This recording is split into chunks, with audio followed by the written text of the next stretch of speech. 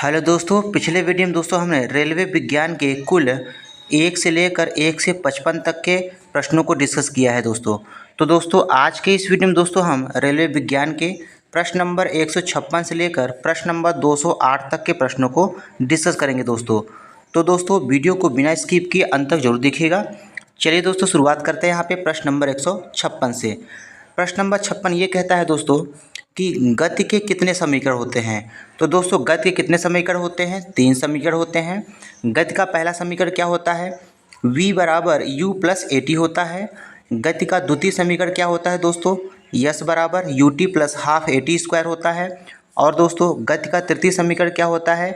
v square बराबर you square plus 2as होता है। यहाँ पे देखिए दोस्तों v क्या है? v जो है अंतिम वेग है, u दोस्तों प्रारंभिक वेग है, ए क्या है? एक्सेलरेशन है, टी क्या है दोस्तों? समय है, और यस क्या है दोस्तों? यस यहाँ पे दूरी है। अगला प्रश्न देखते हैं दोस्तों। प्रश्न नंबर यहाँ पे 157 है। गति का पहला समीकरण किसके बीच संबंध दर्शाता है? तो दोस्तों गति का पहला समीकरण जो है वो वेग तथा समय के बीच जो है संबंध दर्शाता है। अगला प्रश्न देखते हैं दोस्तों। प्रश्न नंबर यहाँ पे 158 है। गति का दूसरा समीकरण किसके बीच संबंध दर्शाता है? तो दोस्तों जो गति का दूसरा समीकरण है वो स्थिति तथा समय के बीच जो है संबंध दर्शाता है। कहीं कहीं दोस्तों स्थिति की जगह लिखा रहता है स्थान। अगला प्रश्न देखते हैं दोस्तों। प्रश्न नंबर यहाँ पे 159 है। गति का तृतीय समीकरण किसके बीच संबंध दर्शाता है? तो दोस्तों गति का तृतीय समीकरण जो है वो स्थिति तथा वेग के बीच जो है संबंध दर्शाता है। अगला प्रश्न है गति का समीकरण जो है किसने दिया था? तो दोस्तों गति का समीकरण जो है सर आइजक न्यूटन ने दिया था। अगला प्रश्न देखेंगे। प्रश्न नंबर 161 है दोस्तों। त्वरण किसे कहते हैं? तो दोस्तों त्वरण की परिभाषा क्या होती है? वेग में परिवर्तन की दर को क्या कहते हैं? त्वरण कहते हैं। और इसका मात्रक क्या होता है दोस्तों? मीटर प्रति सेकंड स्क्वायर होता है। त्वरण दोस्तों क्या होती है? यह एक सदिश राशि है और त्वरण का जो सूत्र होता है वो सूत्र होता है दोस्तों वेग परिवर्तन बटा समय होता है। अगला प्रश्न देखते हैं। जब कोई वस्तु एक समान गति से गति कर रही हो तो उसका त्वरण कितना होगा? तो दोस्तों इस स्थिति में त्वरण क्या होता है? हमेशा शून्य होता है। अगला प्रश्न देखेंगे। शून्य त्वरण का क्या अर्थ होता है? तो दोस्तों शून्य त्वरण का अर्थ होता है कि शून्य त्वरण की स्थिति में वस्तु का वेग क्या होता है? स्थिर होता है। अगला प्रश्न देखेंगे। प्रश्न नंबर 164 है। धनात्मक त्वरण का क्या अर्थ होता है? तो दोस्तों धनात्मक त्वरण का अर्थ होता है कि वस्तु का जब वेग बढ़ने लगता है तो त्वरण क्या होता है? धनात्मक हो जाता है। अगला प्रश्न देखेंगे। ऋणात्मक त्वरण जिसे दोस्तों मंदता कहते हैं का क्या अर्थ होता है? तो दोस्तों ऋणात्मक त्वरण का मतलब ये होता है जब वस्तु के वेग में कमी होती रहती है तब क्या होता है? त्वरण जो है माइनस में हो जाता है। अगला प्रश्न देखते हैं दोस्तों। प्रश्न नंबर 166 है।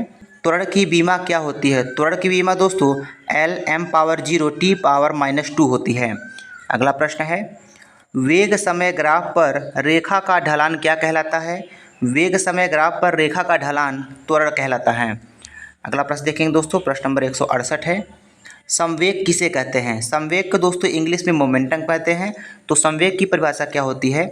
किसी वस्तु के द्रव्यमान और वेग के गुणनफल को संवेग कहते हैं। संवेग एक सदिश राशि होती है। इसका मात्रक क्या होता है दोस्तों? किलोग्राम मीटर प्रति सेकंड होता है। सूत्र क्या होता है दोस्तों? संवेग बराबर द्रव्यमान गुणित वेग होता है। अगला प्रश्न देखेंगे। प्रश्न नंबर 169 है। किसी रॉकेट का उड़ान भरना किस नियम पर आधारित होता है? तो दोस्तों किसी रॉकेट का उड़ान भरना संवेग संरक्षण के नियम पर आधारित होता है।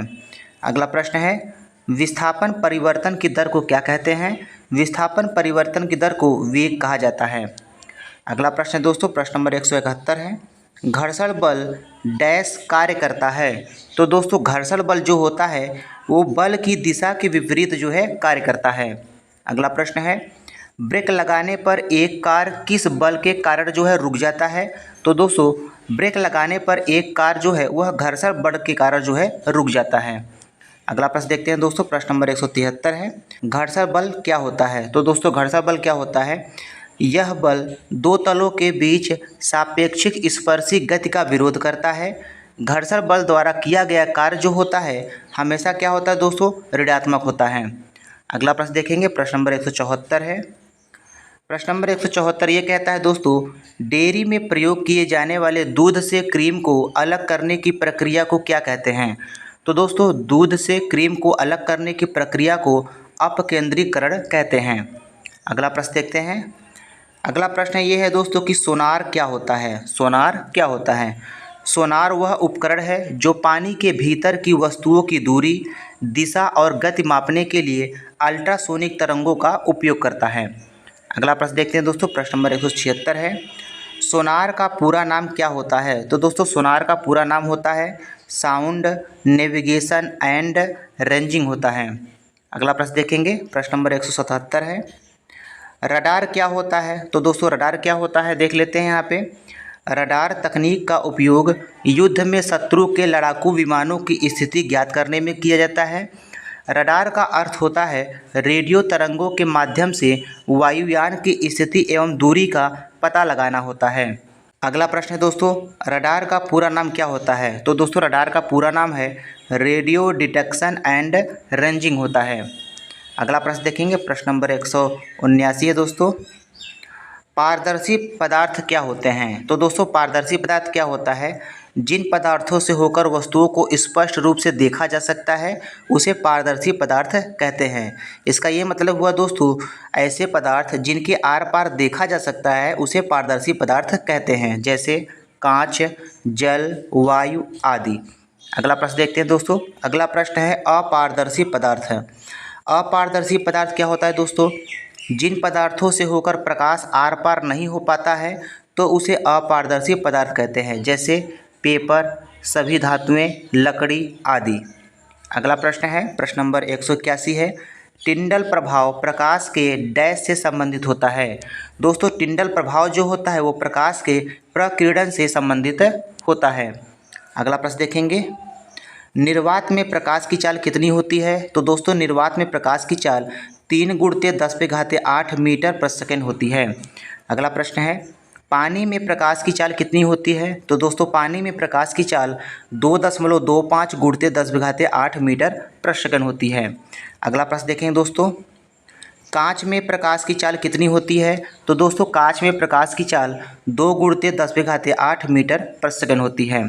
अगला प्रश्न है, किस माध्यम में प्रकाश की चाल सबसे ज़्यादा होती है? तो दोस्तों निर्वात में जो है प्रकाश की चाल सबसे ज़्यादा होती है। अगला प्रश्न देखेंगे, प्रश्न नंबर 186 है दोस्तों। प्रश्न नंबर 86 ये कहता है दोस्तों कि रडार की खोज किसने किया था?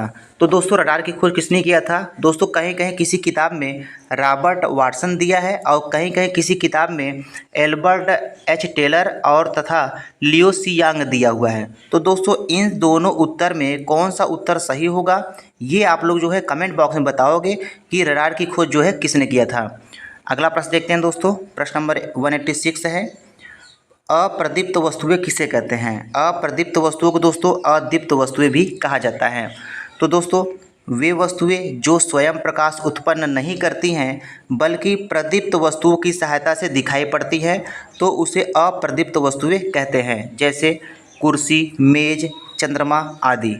अगला प्रश्न देखते हैं दोस्तों, प्रदीप्त वस्तुएं किसे कहते हैं? प्रदीप्त वस्तुओं को दीप्त वस्तु भी कहते हैं। तो दोस्तों वे वस्तुएं जो स्वयं प्रकाश उत्पन्न करती हैं तो उसे प्रदीप्त वस्तुएं कहते हैं, जैसे सूर्य, लालटेन, मोमबत्ती आदि। ये सब क्या होते हैं? प्रदीप्त वस्तुएं होती हैं। अगला प्रश्न देखते हैं दोस्तों, प्रश्न नंबर 188 है, प्रकाश किस प्रकार की तरंग होती है? तो दोस्तों प्रकाश जो है अनुप्रस्थ तरंगे होती हैं। अगला प्रश्न है, ध्वनि तरंगे किस प्रकार की तरंगे होती हैं? ध्वनि तरंगे दोस्तों अनुदैर्ध्य तरंगे होती हैं। कैसे याद करेंगे दोस्तों, ध्यान समझिएगा। प्रकाश में प्र आ रहा है, अनुप्रस्थ में प्र आ रहा है, तो प्र से प्र रिलेट कर लेंगे। उसी प्रकार दोस्तों देखिएगा ध्वनि में आधा ध आ रहा है और अनुदैर्ध्य में आधा ध आ रहा है, तो आधा ध से आधा ध को रिलेट करके याद कर लेंगे। अगला प्रश्न है दोस्तों, प्रकाश का क्वांटम सिद्धांत किसके द्वारा जो है प्रदान किया गया था? प्रकाश का क्वांटम सिद्धांत जो तो मैक्स प्लांक के द्वारा प्रदान किया गया था। अगला प्रश्न है, सूर्य के प्रकाश का इंद्रधनुष के विभिन्न रंगों में विभक्त होना क्या कहलाता है? प्रकाश का वर्ण विक्षेपण कहलाता है। श्वेत प्रकाश का कांच के प्रिज्म में प्रवेश करते ही 7 घटकों में विभाजित हो जाना क्या कहलाता है? प्रकाश का वर्ण विक्षेपण कहलाता है। अगला प्रश्न देखेंगे, प्रश्न नंबर 202 है दोस्तों, प्रिज्म द्वारा किस रंग की प्रकाश किरण का विचलन जो है सबसे अधिक होता है? बैंगनी रंग का विचलन जो है सबसे ज़्यादा होता है। अगला प्रश्न है, प्रिज्म द्वारा किस रंग की प्रकाश किरण का विचलन सबसे कम होता है? लाल रंग का सबसे कम होता है। तो दोस्तों विचलन जो है सबसे ज़्यादा बैंगनी रंग का होता है और विचलन सबसे कम लाल रंग का होता है। अगला प्रश्न है दोस्तों, सूरज की रोशनी को उसके संघटक रंगों में कौन विभाजित कर सकता है? प्रिज्म कर सकता है। अगला प्रश्न है दोस्तों, प्रिज्म जो है क्या करता है? प्रिज्म अपने जरिए गुजर रहे प्रकाश को तितर बितर कर देता है। अगला प्रश्न देखेंगे, प्रश्न नंबर 206 है, वर्णक्रम जिसे दोस्तों स्पेक्ट्रम कहते हैं, स्पेक्ट्रम के कौन से दो रंग इसके दोनों सिरों का निर्माण करते हैं? तो दोस्तों बैगनी और लाल रंग जो है इनके दोनों सिरों को निर्माण करते हैं। याद कैसे करेंगे दोस्तों, ध्यान समझिएगा। यहाँ पे देखिए याद करने का तरीका है, वी व ग्योर है। वी से दोस्तों क्या होता है? वायलेट होता है जिसे बैगनी कहते हैं। आर से दोस्तों रेड होता है जिसे क्या कहते हैं? लाल कहते हैं। तो एक तरफ बैगनी होता है और एक तरफ क्या होता है? लाल होता है। अगला प्रश्न देखेंगे दोस्तों, श्वेत प्रकाश के किस रंग की तरंगदैर्ध्य उच्चतम और न्यूनतम होती है? तो दोस्तों प्रकाश के लाल रंग की तरंगदैर्ध्य जो है अधिकतम होती है तथा बैगनी रंग की तरंगदैर्ध्य जो है न्यूनतम होती है। अगला प्रश्न देखेंगे, प्रश्न नंबर 208 है, प्रकाश को प्रिज्म से गुजारकर स्पेक्ट्रम प्राप्त करने वाले पहले व्यक्ति कौन थे? तो दोस्तों प्रकाश को प्रिज्म से गुजारकर स्पेक्ट्रम प्राप्त करने वाले पहले व्यक्ति सर आइजैक न्यूटन थे। तो दोस्तों आज की इस वीडियो में इतना ही। वीडियो पसंद आया तो वीडियो को लाइक कीजिएगा, शेयर कीजिएगा। मिलते हैं नेक्स्ट वीडियो में। धन्यवाद।